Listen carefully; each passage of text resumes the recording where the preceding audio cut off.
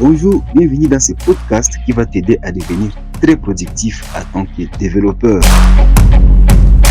Concrètement, nous allons voir c'est quoi la procrastination, quelles sont les causes et quelles stratégies entreprendre pour l'éviter.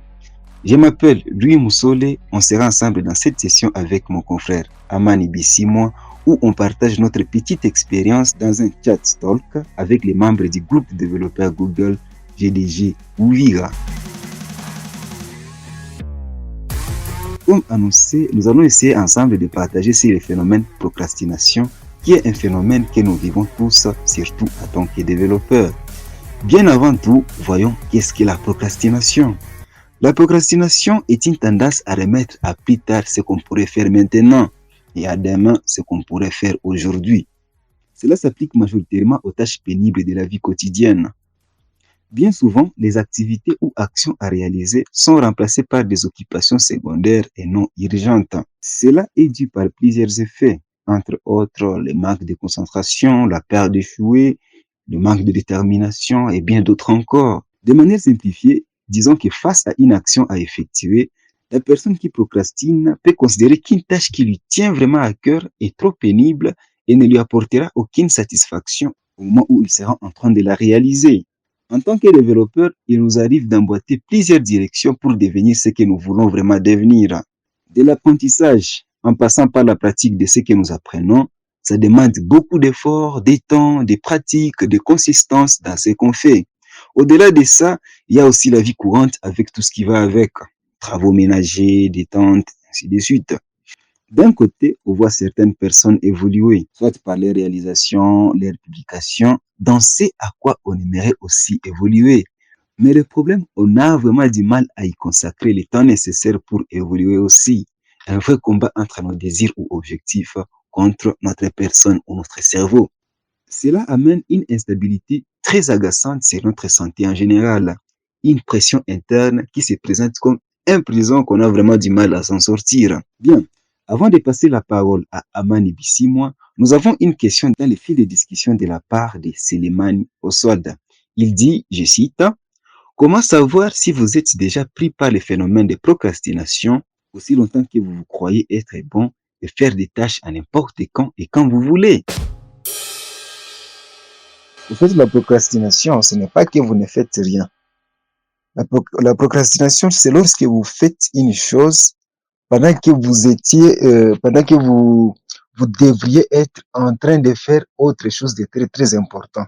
Donc, lorsque vous vous retrouvez dans cette situation, c'est que vous êtes vraiment atteint par ce phénomène, par cette tendance. Vous avez quelque chose de très, très important qui vous tient vraiment à cœur. Bon, peut-être c'est une chose pénible, peut-être c'est une chose qui est un peu complexe, mais au lieu de vous y mettre, vous jugez bon de laisser ça, de vous focaliser sur une autre chose qui n'est pas vraiment prioritaire, qui n'est pas vraiment très, très important. Là, même si vous le faites, il y aura toujours un combat dans votre tête. Il y aura toujours, comment ça, donc, en tout cas, vous ne serez pas vraiment à l'aise aussi longtemps que vous n'aurez pas accompli cette tâche. Vous êtes conscient de cela, mais vous ne vous donnez pas le temps de réaliser cette tâche.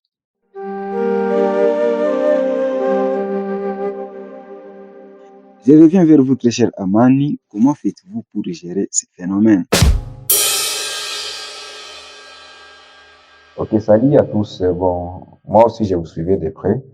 Et je vais au fait partager aussi mon expérience. Parce que la procrastination, c'est quelque chose qu'on vit. Pour nous, les développeurs, c'est la vie de tous les jours. C'est comme un poisson qui vit dans l'eau et il ne se rend pas compte qu'il est dans l'eau. Et pour nous, on peut procrastiner en procrastinant et on se voit pas si, on se voit même pas qu'on est en train de procrastiner, mais on procrastine quand même. Et c'est que moi, ce qui m'aide, je planifie vraiment, avant de faire quelque chose, je les planifie. Donc, je mets mes tâches sur papier ou souvent j'utilise les post-it. Et après cela, qu'est-ce que je fais? Je me donne comme quelque chose comme récompense. Je me dis, si je termine ceci, je dois me faire, bon, mon plat préféré ou soit je vais prendre euh, quelque chose que j'aime, ou soit écouter de la musique, ou soit aller voir quelqu'un, ou soit je vais me balader, quelque chose de récompense en fait.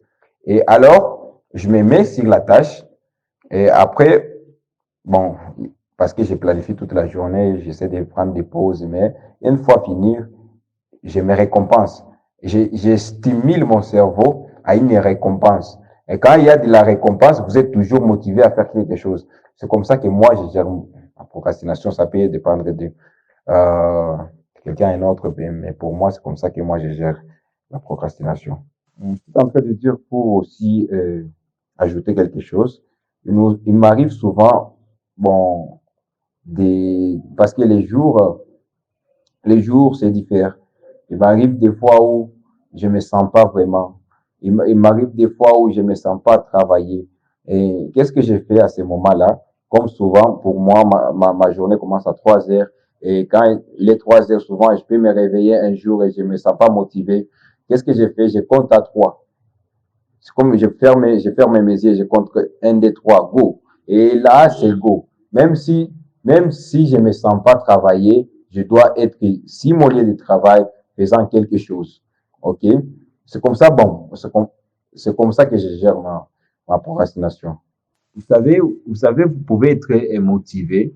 Vous venez de lire un livre, vous venez d'écouter un podcast ou vous venez de participer à une conférence et vous êtes vraiment motivé, vous commencez une chose, là c'est bon. Je voulais seulement ajouter ceci parce que la motivation a une date d'expiration. Vous pouvez commencer une chose, avec la motivation, vous commencez une chose, mais ce qui va vous faire terminer cette chose, c'est la discipline. Parce que la discipline est la discipline, c'est faire quelque chose quand il faut le faire. Vous êtes dit de faire cette chose, vous devez le faire. C'est comme moi, personnellement, aujourd'hui, je ne me sentais pas vraiment trop motivé pour participer à des réunions, mais je l'avais fait. Et j'étais même la première personne à demander les autres, où êtes-vous? Il est temps, mais vraiment, personnellement, je n'étais pas motivé. Mais la discipline a pris les dessus. Et la discipline, c'est quelque chose qui va nous écarter vraiment de la procrastination. Je ne dis pas que je ne procrastine pas, mais dis-moi, c'est ce que moi j'utilise. Et c'est ce qui m'aide aussi de faire des choses que je me suis dit que je dois faire. Aussi pour ajouter, Moussole, aussi pour ajouter, dans ces mêmes angles d'idées, vous allez voir aussi, vous pouvez être productif, vous pouvez faire quelque chose de productif, mais vous procrastinez. Comme quoi? Je donne l'exemple. Souvent, moi, demain, je pars courir. Demain, dimanche, je pars courir toujours à 5 heures. Et puis, ces 5 heures, bon, j'ai décidé, bon, je dois coder. Et j'ai pas prévu à coder à 5 heures. C'est prévu qu'à 5 heures, je dois aller courir. Mais à 5 heures, je prends ma machine, je commence à travailler. C'est quelque chose qu'on va me payer, mais en faisant ça, j'ai procrastiné parce que la tâche que je me suis dit de faire chaque dimanche, c'était de courir. Et aussi longtemps que j'ai prévu que je dois courir et je ne l'ai pas fait, là, j'ai procrastiné même si j'ai fait quelque chose de très important. Alors, je voulais aussi ajouter ça. Je voulais aussi ajouter quelques astuces que j'utilise aussi personnellement pour surmonter la procrastination.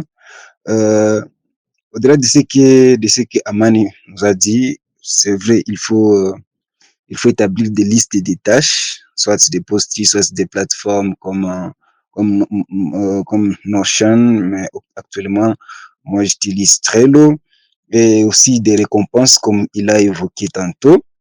Je pense que la chose aussi la plus importante, il faut se fixer des messages réalisables. Faut pas, par exemple, quelqu'un vient te demande de lui faire quelque chose de quelque chose irréalisable, quoi. Là, ça deviendra compliqué, tu vas te retrouver dans ces situations. Le mieux, c'est de se fixer des objectifs qui sont réalisables dans les temps, euh, selon les moyens que tu as. Et aussi, ce qu'il ne faut pas ignorer, il faut qu'il y ait des conditions optimales pour se concentrer. Tu peux pas, par exemple, tu peux pas, par exemple, te mettre au travail dans un bar où il y a trop de bruit et commencer à travailler. Tu vois, vous voyez un peu tout ça. Donc, en plus de ce que Aman a évoqué, il faut aussi ajouter ces deux choses. Euh, c'est fixer des objectifs qui sont vraiment réalisables. Vraiment réalisables. Si vous avez que 30 minutes, faut pas entreprendre une activité qui peut te prendre 2 heures, 3 heures. Sinon, tu vas te retrouver dans une situation où tu ne seras pas à mesure de réaliser la tâche. Et, conséquence, tu n'auras pas de paix intérieure. Et aussi, au-delà de ça, il faut toujours se détendre, trouver un temps pour se détendre, faire des courses, jouer par exemple au foot. Donc, voilà comment moi personnellement, bien que ce n'est pas que ça m'aide à 100%, mais néanmoins, avec ça, je parviens quand même à surmonter à un certain pourcentage cette tendance de procrastination. Une autre chose que je voulais évoquer ici, bon, je sais, la majorité, c'est presque tout le monde, nous sommes encore des développeurs juniors, on n'est pas vraiment à un niveau où on a vraiment des connaissances très, très appuyées en programmation. Les plus grands problèmes que nous avons, c'est de se comparer à des gens qui ont déjà eu d'expérience, qui mettent vraiment leur temps dans le développement des applications informatiques. Ils ont déjà une certaine connaissance. Et là, le problème que nous avons, nous voulons comparer à ces gens-là. Tu as vu un Indien en train de coder. Aujourd'hui, il code sur React. Demain, donc, il fait des choses comme si c'était dans un film. Et nous, avec tout ça, tellement que la passion nous anime et nous voulons entreprendre toutes ces choses-là au même moment. Et ça nous amène à nous fixer des objectifs qui sont irréalistes. Tu vois, quelqu'un il veut apprendre, par exemple, tout un langage dans 2 semaines. Quelqu'un qui veut apprendre tout un framework, imaginez tout un framework, l'apprendre dans un mois. Tu vois, ça devient compliqué, ça nous amène toujours dans ces situations. On est pris par l'anxiété. Donc, on se sent qu'on ne peut pas arriver quelque part. Pendant que la personne que tu as vue, par exemple, sur YouTube, quelque part, il a peut-être 5 ans, 10 ans d'expérience et peut-être il code par jour 1 heure ou soit 2 heures. Mais toi, donc c'est ça aussi ce que je voulais aussi mentionner. Nous devons toujours prendre des objectifs, nous devons avoir des objectifs qui sont réalisables, des objectifs qui sont réalisables dépendamment de nos moyens, dépendamment de notre temps. Vous avez par exemple, par jour, vous codez juste 30 minutes. Donc, n'essayez pas de vous comparer avec un YouTuber que vous avez vu quelque part. Lui, il a déjà 5 ans d'expérience. Donc, allez mollo. Fixez-vous des objectifs qui sont réalistes. Et là, vous verrez que vous serez en train de prendre plaisir et avec un grand pourcentage que vous n'allez pas vous retrouver dans la procrastination. Vous allez juste vous frustrer pour rien. Je vais prendre un exemple qui va dans ce sens. Vous avez par exemple un projet, il y a un client, il vous met vraiment pression, il vous a déjà même donné son deadline pour lui présenter par exemple une application test. Mais vous, au lieu de vous mettre au travail, au lieu de vous mettre devant votre ordinateur pour coder, soit résoudre certains bugs, vous avez vraiment du mal à opter pour ces choix, mais vous vous contentez de prendre le téléphone, ouvrir par exemple Twitter, euh, suivre de la musique, suivre une vidéo. Pendant que dans votre tête, vous savez quelle pression vous avez, vous savez qu'est-ce qui vous attend, la demande de votre client, tout ça. En tout cas, ça ne va pas vous mettre à l'aise, mais vous ne vous donnez pas ce temps-là de vous mettre au travail, vous rapportez toujours, je vais faire ça après, je vais faire ça demain, je vais faire ça demain ça arrive, bon, je vais faire ça le soir arrive, donc c'est un peu ça, quoi. Oui, c'est bien, on a parlé assez des stratégies pour éviter la procrastination.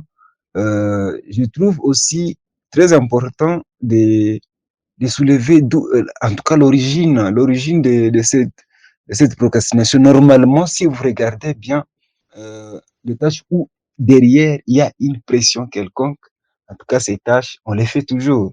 Moi, par exemple, les tâches là où je travaille, là où j'ai un contrat, en tout cas, lorsqu'on on donne une tâche, je sais que par exemple, après 2 heures, après 3 heures, il y aura quelqu'un qui viendra me demander un rapport. Je vous assure que cette tâche-là sera faite sans aucun problème. Pourquoi? Parce que derrière ça, il y a quoi? Il y a une pression quelconque. Mais regardez bien, lorsqu'il n'y a pas de pression, c'est là maintenant qu'il y a, c'est là maintenant qu'il y a un problème. Et ce que nous faisons ici, ce qui nous importe beaucoup plus ici, c'est notre passion.